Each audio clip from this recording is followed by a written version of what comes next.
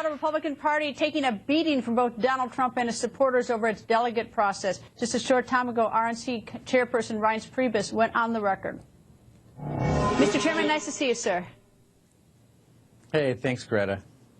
Now, so that I understand it, the rules in Colorado, those are created by the Colorado Republican Party. It's not by the RNC. Is that correct?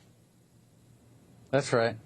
Okay. So now there's a big firestorm going on in Colorado, and the way they chose it. Donald Trump says that it's corrupt and rigged, and you say what?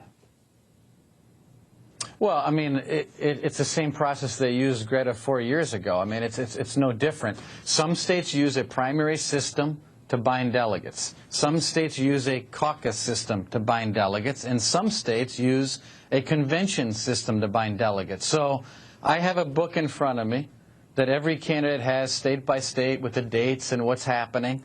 And according to that process, a delegate has a contest in the precincts back a month ago. Then the delegates that win that go and have a contest in the counties. Then the delegates that win that have a contest at the congressional district.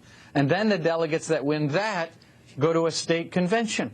And so this isn't something that just happens over one day.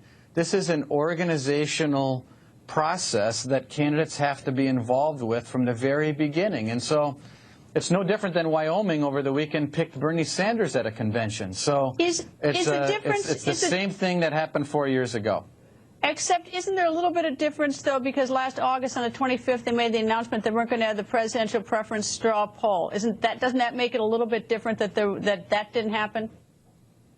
No, not at all, because that's just a beauty contest. I mean, a straw poll is like the Ames straw poll. Like, you know, people spend money to have a straw poll that isn't a primary. It's not a caucus. So the rules are that each state has to submit their plan for releasing delegates by October 1st of 2015.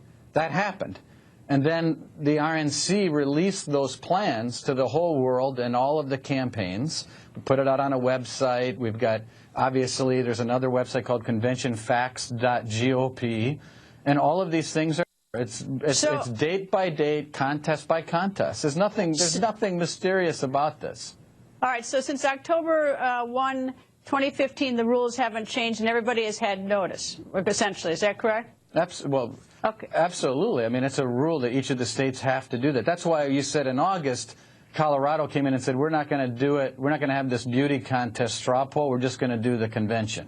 And that's what they did. All right, the Rules Committee, which is going to be very important going into this Cleveland convention.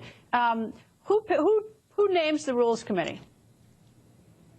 So once the delegate pool is determined in a state, then that delegate pool has an election, and they're going to elect a delegate chairman. They're going to elect 2 members of one man, one woman to the Rules Committee, 1 man, 1 woman to the platform, permanent organization, and credentials. And so they have elections for that. So do you have any role at all in is any part of this Rules Committee? Does do you or the RNC have any role in that, in deciding who? The only role I get to appoint the chairman of the Rules Committee. I get to appoint the chairman of all the committees, but I don't have a vote on the committee. And the committees are made up of the delegates that actually win the slots. And by the way, another important point on the Rules Committee, when the Rules Committee makes suggestions on rules, but the entire floor of delegates by majority rule either support the Rules Committee's report or they don't.